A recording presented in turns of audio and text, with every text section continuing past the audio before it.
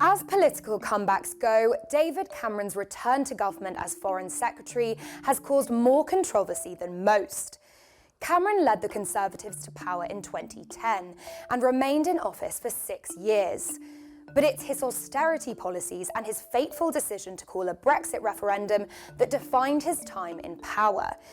Cameron will be facing a more complicated and unstable world on his return, with the Israel-Hamas conflict and ongoing war in Ukraine.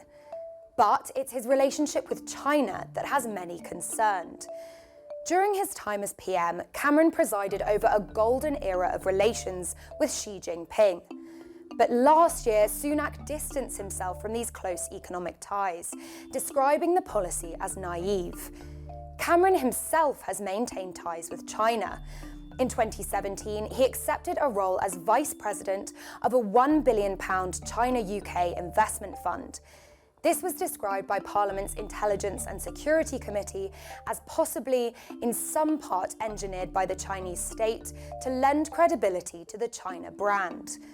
Cameron also faces criticism over his lobbying on behalf of Greensill Capital, in which he held personal economic interest. At the height of the COVID pandemic, the former PM sent over 60 messages to former colleagues asking them to help the controversial bank, which collapsed the following year. A parliamentary inquiry found he'd shown a significant lack of judgment, and the scandal prompted calls for lobbying rules to be tightened. Cameron also had an advisory role at the software company Affinity, which he quit in November 2021 after a former employee accused the firm's founder of sexual assault, a claim he denied.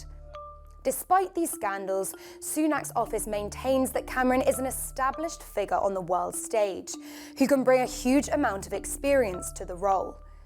As Cameron returns to the cabinet table today, the Conservatives will be waiting to see if his gamble pays off.